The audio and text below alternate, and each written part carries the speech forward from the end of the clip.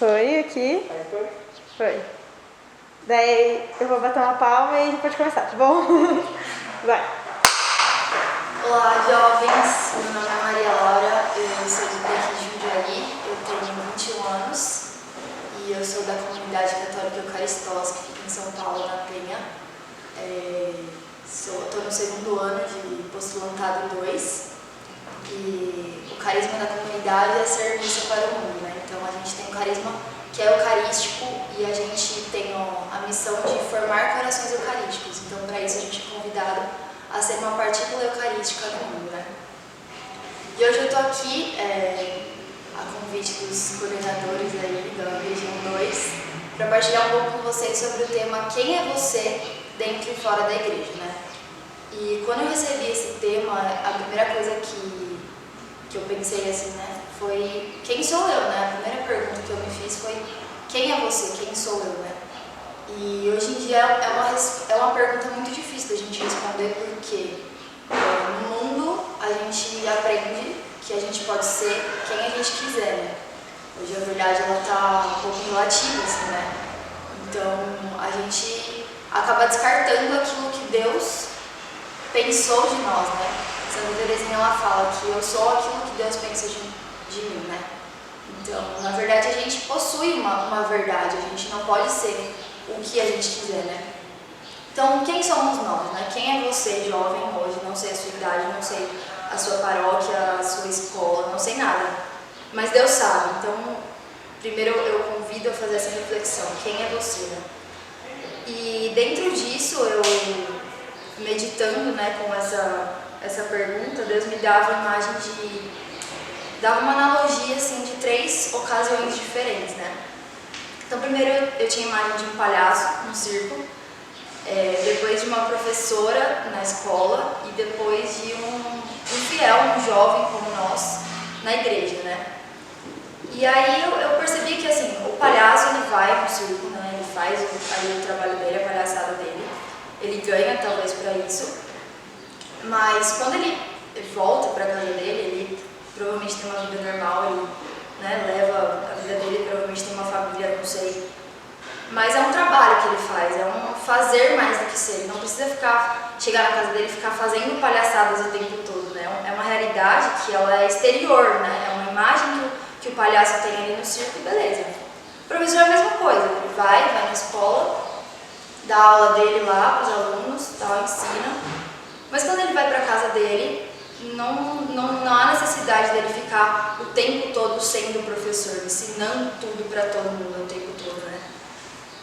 Então, novamente, é uma realidade que é exterior, né? O professor ele carrega essa imagem assim, de professor, mas ele não é professor o tempo todo, né? Só que quando a gente fala de ser católico, de ser um jovem católico, nós jovens, nós vamos para a igreja, servimos, enfim, temos o nosso ministério, temos alguma função na igreja, algum serviço na igreja, mas diferentemente dos outros personagens, né, a gente vai para casa e há alguém que nos olha ali, né? O palhaço e a professora talvez não tenha quem avalie eles ali ou esteja olhando constantemente. Mas o fiel sim, Deus ele nos olha o tempo todo, né? E eu meditava com isso porque não adianta nada eu vim aqui, né? Beleza, fui convidada e tem outros serviços lá na comunidade também. Eu toco no ministério, então é um serviço que é de exposição, é um ministério de exposição. Mas não adianta nada eu não viver aquilo, né? Então, nós vamos para a igreja, nós bebemos, nós temos a nossa experiência com Deus, mas a gente precisa transbordar isso. Então é algo que vem muito mais, é uma realidade muito mais interior do que uma imagem, né? Então nós fiéis, nós possuímos uma identidade e esses outros casos do palhaço, professor, comediante, qualquer coisa, eles possuem uma imagem daquilo, né? Então outro dia eu estava assistindo no Netflix com a minha mãe. Eu gosto muito de fazer comparação da natureza com a nossa vida, assim, né? Eu acho que Deus ele fala muito com a gente através da natureza. E eu gosto de natureza, assim, né? E aí ele mostrava lá uma orquídea em que a abelha ela entra e aí tem um líquido pegajoso assim dentro da orquídea. E a abelha, tipo, a hora que ela entra, ela é atraída por aquela orquídea, ela fica presa naquele líquido, e aí ela só pode sair por um buraquinho específico que tem dentro da orquídea. Quando ela sai, ela automaticamente leva o pólen daquela orquídea para poder espalhar, né? E na igreja é a mesma coisa. A gente vai, a gente tem um encontro com Deus, a gente é amado, e a gente só tem uma opção, a gente só tem uma saída, que é amar o próximo, que é sair e espalhar esse amor de Deus pelo mundo, né? E aí, a igreja então é uma realidade de ser e não fazer, né? Eu tenho que ser igreja, eu não posso fazer o meu serviço ali e tal, mas em casa eu não sou, na escola eu não sou, na faculdade eu não sou igreja. A igreja ela é um espaço físico, mas há um entendimento também de que ela é uma realidade que cada filho de Deus porta, né? E aí eu meditava com essa verdade de que tem a diferença entre imagem e identidade, né? E tem uma formação de Santa Teresa, tem uma formação da Shalom que fala de Santa Teresa, né? E Santa Teresa ela é top, ela é baluarte da comunidade, né? A gente gosta muito dela lá. E ela é top das galáxias. E aí ela fala, né, que a gente possui gavetas no nosso interior e essas gavetas, elas dizem quem nós somos, assim, essas são as gavetas da identidade, né? Então, só para resumir, assim, não vou adentrar em cada uma, mas a primeira é ser filho de Deus. Então, todo mundo que possui essa identidade primeira de ser filho de Deus. A segunda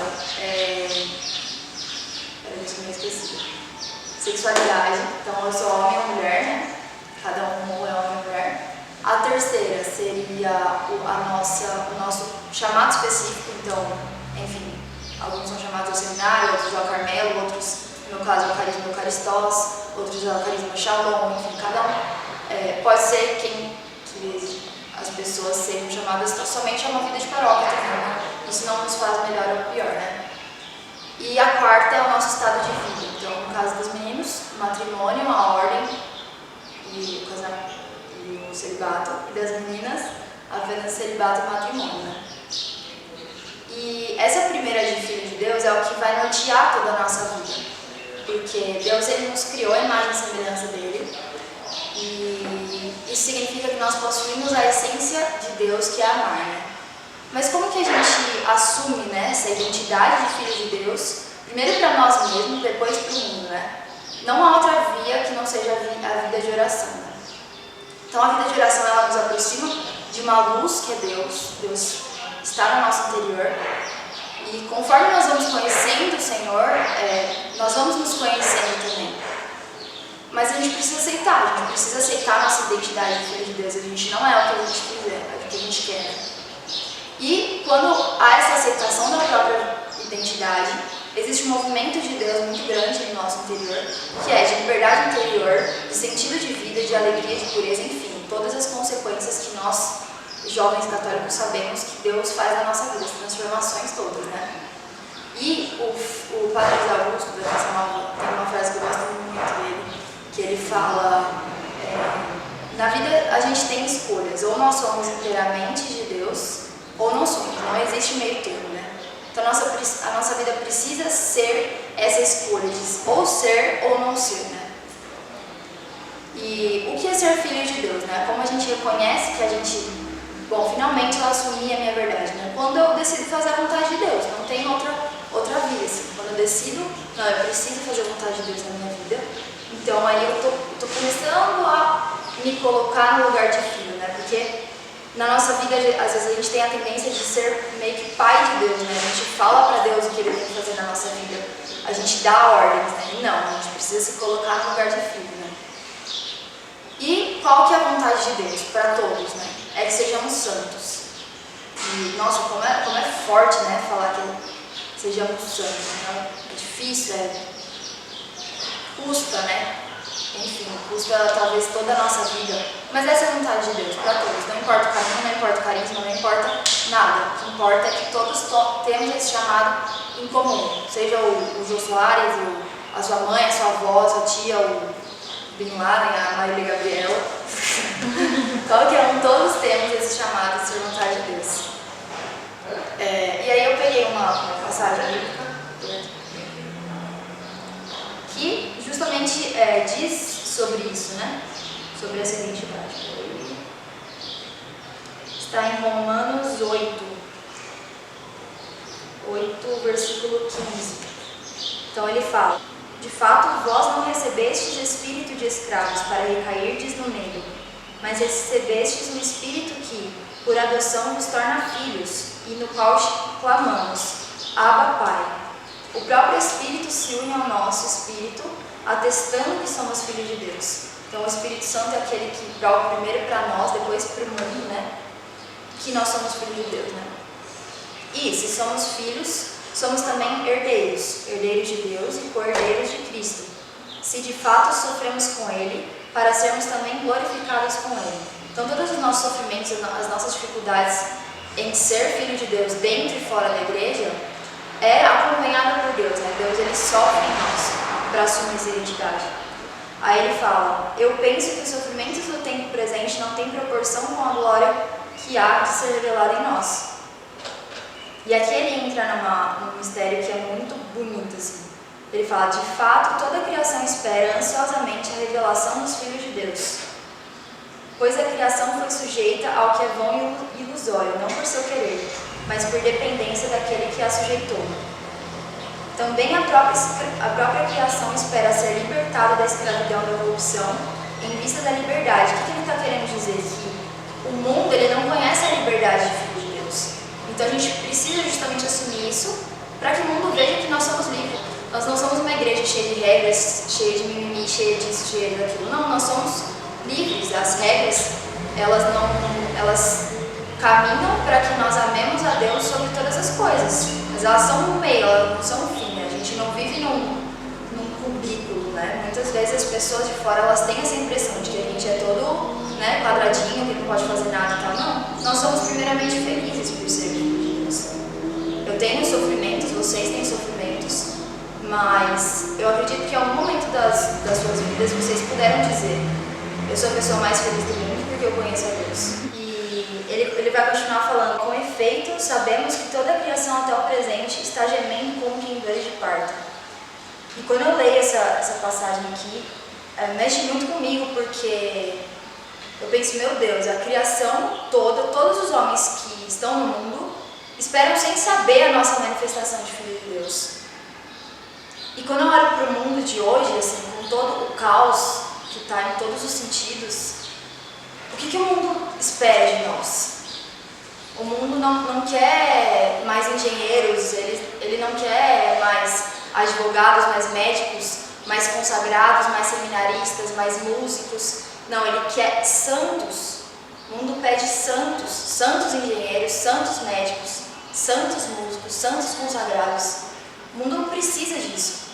E assim como a igreja hoje, mas a igreja está dividida e não sei o que, e cada um fala uma coisa. Não, olha para a vida dos santos e seja santo. A vontade de Deus é essa. Deus, ele falou: sede santos como vosso Pai no céu é santo. Então a gente tem que buscar nada menos do que a santidade. A gente tem que buscar com todas as nossas forças. E a santidade não é algo lá longe. A santidade é aqui e agora, nesse momento. Em cada coisa que a gente faz. Santa Teresinha, ela fala que se a gente levantar um alfinete com amor, isso já vai estar cooperando com a nossa santidade. Então a santidade, quando a gente olha para os grandes santos, Santa Teresa, São Pio, a gente fica até com medo, porque, nossa, quantas coisas, né? São Pio tinha o dom da bilocação, e tinha isso, tinha aquilo, e eu às vezes me pego pensando, né? Nossa, quando que eu vou chegar lá, né? Mas não, a santidade, ela é possível, né? Carla Cutis, que está sendo beatificada agora, Beata Chiara Lute, quantos exemplos que a gente tem de que a santidade, ela não é que é fácil, mas ela é possível. Hoje a gente precisa voltar a acreditar de que ser santo é possível. E eu ouvi uma vez algo que mexeu muito comigo, porque eu estava numa palestra, alguma coisa assim, e ela dizia: os maiores santos ainda estão por vir. Eu ficava: meu Deus, se Santa Teresa, se São Pio, se São João Bosco não foram os grandes, quem vai ser? Né? Hoje a gente está enfrentando tempos que precisam de santos, né? A igreja precisa de santos, lugares precisam ser santificados, né? E quem serão esses santos? Vai ser a velhinha de 99 anos que está na igreja? Talvez, não vou falar que não, porque ela reza, ela deve rezar quantos rosários por dia, coisa que nós jovens não fazemos. entendeu? Nós precisamos ser santos, apenas. A gente tem uma garra, uma coisa dentro de nós que grita, nossa, eu preciso morrer por alguma causa. E Jesus, ele é a maior causa. Você quer morrer por outra coisa? Você quer morrer de trabalhar? Você quer morrer por causa, sei lá, do seu hobby, do que você faz? Não, você tem que morrer por Jesus. Jesus, ele é a maior causa. Ele é a causa que vale a pena viver, mas ele não é só a causa que vale a pena viver. Ele é a causa que vale a pena morrer. A igreja precisa de mártires. O mundo pede mártires hoje. Nada menos do que isso. E quando a gente entende que nós somos filhos de Deus, então não importa se a gente está dentro, se a gente está fora da igreja, a gente vai morrer em qualquer lugar que a gente estiver. Finalizando aqui a passagem, ele vai dizer, e não somente ela, a criação, né? Mas também nós, que temos as primícias do Espírito, gememos em nosso íntimo. Quem aí não está gemendo por dentro nesse tempo? Quem não está inquieto, né? Esperando a condição filial, a redenção de nosso corpo. Pois é na esperança que fomos salvos. Ora, aquilo que se tem diante dos olhos não é objeto de esperança. Como pode alguém esperar o que está vendo? Mas se esperamos o que não vemos, é porque o aguardamos com perseverança. O que nós esperamos? O reino dos céus. E ser santo é plantar o reino dos céus em qualquer lugar, né? Em qualquer lugar. Porque dentro, fora da igreja, enfim. Não importa o espaço físico. O que importa é o que está dentro de você. E o céu, ele não começa lá quando a gente morrer, depois do nosso julgamento. Não, ele começa agora. Ele começa dentro de nós.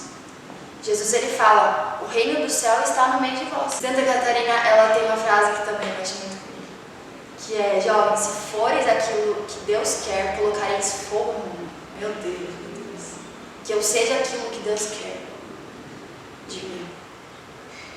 Que eu coloque fogo no mundo. E aí eu me lembro, né, da minha época, nossa, que frase de adulto, né? Lembro da minha época. Mas eu lembro do meu tempo de escola, assim, que, nossa, o colegial que eu vivi foram tempos muito difíceis, assim, muito mesmo. Porque eu estava nesse processo, né? Eu não sabia esse negócio de gavetas, nada, mas Deus já me impulsionava a viver tudo aquilo, né? E eu queria dar cara a tapa, assim, né? Os professores de filosofia, história, enfim, entravam na sala e eu já segurava meu terço, pedia para o Espírito Santo vir sobre mim, porque eu me sentia diante de um tribunal, né? Muitas coisas eram colocadas à prova numa sala de aula que a gente era para estar aprendendo, tipo, às vezes era um assunto X, tipo, química orgânica, e o professor dava um jeito de entrar no assunto que negava a Deus. E eu falava, Senhor, que eu não te negue, que eu seja fiel até o fim, que eu esteja na cruz, né? Porque quando a gente olha para a cruz, tinha um discípulo lá. Cadê os outros? Né? Onde estamos nós? Onde estão os discípulos aos pés da cruz? Né? E eu dizia para Deus assim, e eu perdi muitos amigos. A gente pensa que a gente vai entrar na igreja e vai ter um caminho de ascensão, né? Que a gente vai subir e a gente vai chegar na mesa de família no final de semana e todo mundo vai, Beata! Todo mundo aplaudir. Não, filho, esquece. Você vai sofrer humilhação na sua casa, às vezes da pessoa que você mais ama. Às vezes você vai ter que terminar seu namoro porque a pessoa que você está vivendo não vive a castidade. Às vezes você vai ter que perder seu emprego, porque no seu emprego acontecem coisas que não são de Deus, você vai precisar sair de lá. Às vezes você faz algum trabalho na música, ou enfim, você vai precisar sair de lá, porque Deus vai te pedir. Mas não importa, Ele quer que você seja santo. Ele quer mais que você, inclusive. Então alinhe sua vontade com a dele, para você ser santo. E eu me lembro, assim, que eu às vezes ia para casa muito triste, eu chorava por dentro, assim, quando eu estava na sala de aula, porque eu me sentia muito sozinha. Eu me sentia sozinha e eram todos, às vezes, contra mim e contra um muçulmano que tinha na sala. Às vezes o muçulmano, ele estava mais alinhado comigo do que o resto da sala. E eu era excluída de panelas, de conversas, enfim, de um monte de coisas. Mas enfim, eu tinha Deus e eu tinha o meu tudo, né? Era isso que importava, né? Queria falar de Nossa Senhora porque quando eu rezava com essa questão da identidade, eu entendia que Nossa Senhora, ela foi aquela que soube assumir a identidade dela. E ela não possuía só uma identidade, olha só, ela tinha uma relação com a Santíssima Trindade. Porque ela é filha de Deus, ela é esposa de Deus, porque ela é esposa do Espírito de Deus, e ela é mãe de Deus. Então ela tem 3 identidades e ela é santa nas 3. E, nossa gente, Nossa Senhora é demais, ela é top. Tipo, tem as pessoas sensacionais. Tipo, Nossa Senhora tá aqui, sabe? E só queria contar um pequeno testemunho de uma coisa muito boa que aconteceu comigo outro dia, que eu pedi intercessão dela e ela veio no meu auxílio, né? Eu gosto muito de bicho, né? E eu tenho um rato, uma ratinha assim desse tamanho, chama cloroquina, ou sugestivo, né? E uma calopsita que chama Rivotril. E aí, beleza, eu tive um sonho um dia que a cloroquina tinha sido comida por uma cobra. Acordei, tipo, meu Deus, cadê a cloroquina? E a cloroquina tinha realmente sumido de casa, ela tinha desaparecido. E eu comecei a livrar, falei, Maria, passa na frente, acha essa bicha. Porque eu já achei, minhas outras ratinhas que eu tinha, eu já perdi elas e achei elas mortas. Foi uma experiência nada agradável. E aí eu pedi pra Nossa Senhora, passa na frente, acha essa rata, pelo amor de Deus. Se a senhora sabe onde ela tá, eu não sei, acha ela. E aí eu fui pro trabalho, eu tô trabalhando de babá. E aí eu fiquei o dia inteiro, né? Porque a gente entrega as coisas pra Deus, pra Nossa Senhora, mas a gente fica dando aquela checada pra ver se tá dando tudo certo, né? Aí eu fui pro trabalho preocupadíssima, assim. Às 5 horas da tarde, minha mãe me manda uma foto dela no bebê domingo. Falei, glória a Deus, nossa, Maria passou na frente, meu Deus. E tipo, era uma coisa tão fútil que Nossa Senhora, ela ouviu minha prece e ela achou minha rata. E aí, não, como se não bastasse, uma semana depois, o Rivotril ficou doente. Lembra? O Rivotril ficou doente. Aí eu falei, Nossa Senhora, a senhora vai ter que passar na frente de novo. Porque eu não tenho dinheiro para pagar um veterinário e eu não quero perder meu bicho, porque meu bicho, ele é tipo um cachorro, gente. Ele tipo me segue, ele pia pra mim, ele é sensacional. E ele é uma mascotinha, assim. Mas tudo bem se eu perdesse, porque, né, é um bicho, os bichos morrem, né? E eu pedi Nossa Senhora pra fazer por ele. E ela curou. E ele, sabe? É um pequeno testemunho de uma coisa simples, mas que prova que Nossa Senhora, ela ouve a gente, né? E ela diz em quase todas as aparições que ela aparece no mundo, ela fala, convertei-vos sem demora. E o que é conversão? O que ela está pedindo? Conversão é ir para um lugar de filho, né? Conversão é a gente assumir que a gente é filho. E aí tem uma frase no tratado que eu li outro dia, que eu fiquei, bolada. Que ele fala assim, deixa eu pegar aqui. Todos os verdadeiros, São Luís falando no tratado da verdadeira devoção, que ele vai falar, todos os verdadeiros filhos de Deus e os predestinados têm Deus por pai e Maria por mãe. E quem não tem Maria por mãe, não tem Deus por pai. Então é sério o negócio, a gente precisa dela como nosso modelo para a gente conseguir ser filho de Deus, né? E para encerrar eu queria deixar justamente esse convite, né? De nós fazermos esse exercício de ser filho de Deus dentro, fora, do lado, enfim, qualquer lugar da igreja, né? E ser igreja, né? E não apenas ser uma imagem como palhaço, como professora, como comediante. Porque Deus, ele não brinca, né? Ele não é um teatro que acontece na missa, ele realmente entra ali e ele morre. Todas as santas missas, né? Para se dar novamente, porque ele quer, como um bom pai, estar perto dos filhos dele. Então ele não brinca de fazer missa, não é um teatro, né? Não é um personagem. Então nós também não podemos brincar de ser cristãos, né? A gente vai sofrer perseguição, a gente vai, enfim, perder muitas coisas, ter que renunciar, mas não há vergonha nisso, né? A vergonha eu acho que é viver uma vidinha de pecado, uma vidinha mundana, uma vidinha de prazer que passa. Busquemos o reino dos céus e sejamos filhos de Deus, para que um dia nós estejamos lá com Ele morando. Pai, filho, família, Nossa Senhora, irmãos, todo mundo. Hi Lorena, how are you? Eu sou a Dora. Eu sou a Mamed. Eu sou a Gi. Nós somos as coordenadoras do grupo de Jovens Pitu e estamos aqui para propor mais um desafio para vocês. Uma foto, vocês vão ter que postar uma foto e marcar a região nessa foto.